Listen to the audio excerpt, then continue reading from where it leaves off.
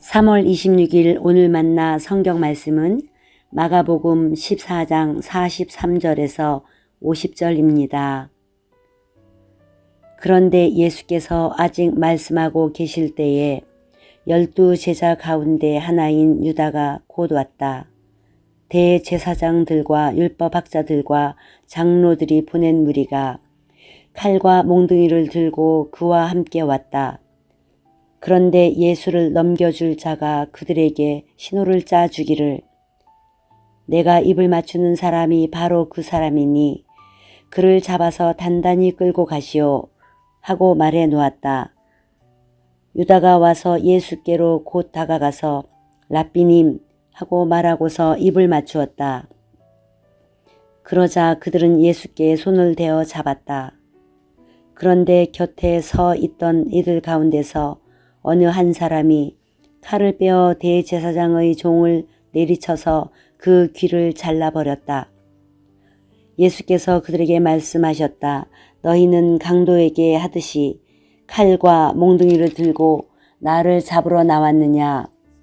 내가 날마다 성전에 너희와 함께 있으면서 가르치고 있었건만 너희는 잡지 않았다. 그러나 이것은 성경 말씀을 이루려는 것이다. 제자들은 모두 예수를 버리고 달아났다. 아멘. 오늘 만나러 만나주시는 하나님을 기대합니다.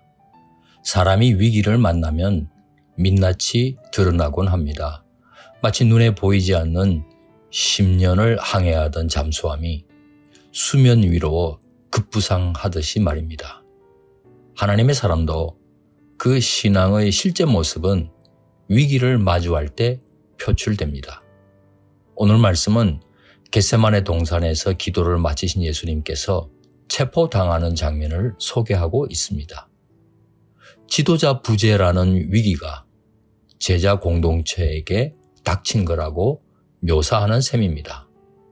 복음서를 읽는 신앙 공동체들이 유사하게 직면할 수 있는 위기이기도 합니다.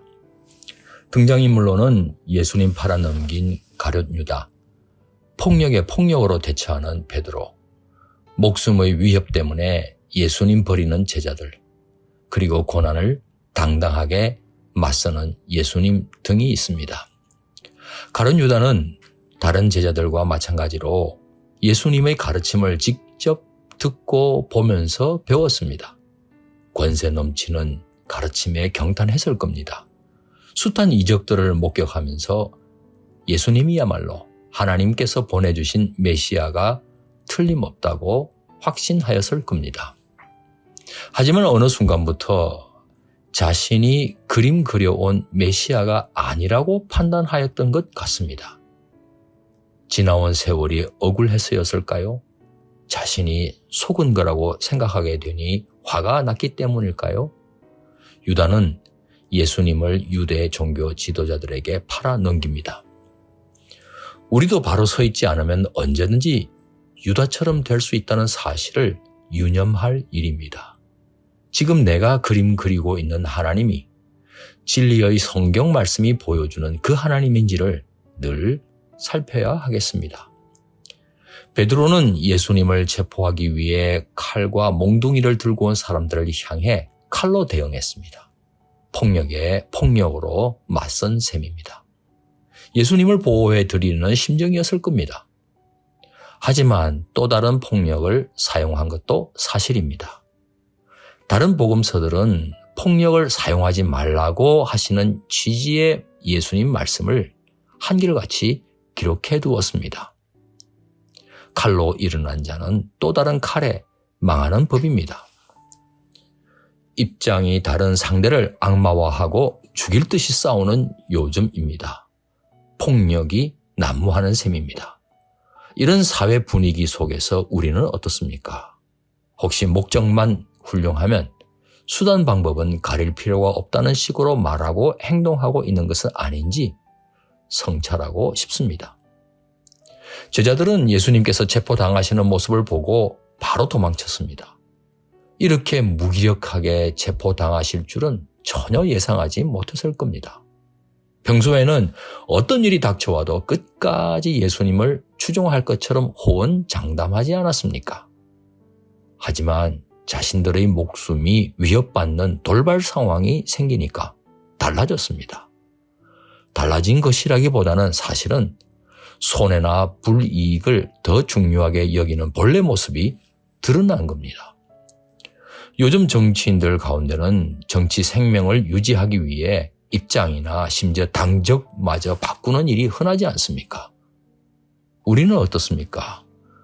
의를 위해서 손해나 불이익은 물론 핍박도 감수할 수 있겠습니까? 저는 사실 자신 없습니다.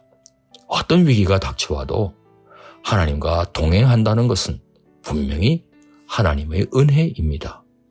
그러니 매 순간 하나님 은혜를 간구하지 않을 수 없습니다. 마지막으로 참 하나님이시지만 동시에 참 사람이신 예수님을 보십시오. 갑자기 닥친 위기에도 당황하지 않으십니다. 두려워하여 타협하거나 도망치지 않으십니다. 예상하셨다는 듯이 이런 일이 있어야 성경 예언이 이루어진다고 말씀하시지 않습니까? 모든 것을 합력하여 선을 이루어 주시는 하나님을 여전히 신뢰하시는 가운데 이 위기를 담대하게 받아들이십니다. 하지만 예수님도 겟세마네 동산에서 고난을 피하게 해달라고 기도하셨지 않습니까? 땀방울이 빗방울이 되도록 영적인 씨름을 하셨습니다. 하지만 당신의 뜻보다는 하나님의 뜻을 앞세우셨습니다. 이는 성자 예수님의 기도를 들으신 성부 하나님께서 성령 하나님을 통해 그 마음에 역사하신 것이라 믿습니다. 세상은 이기적인 자기 중심성으로 가득합니다. 참 사람으로 오신 예수님이 우리의 모본이십니다. 예수님의 제자들은 우리들의 반면 교사이고요. 나는 자신 있다가 아닙니다. 하나님 뜻에 순종하는 마음으로 임하게 해 주옵소서입니다. 진리의 말씀 따라 살아내도록 하나님의 은혜를 늘 간구하시는 높은 뜻 성도님 되시길 축원합니다. 기도하시겠습니다.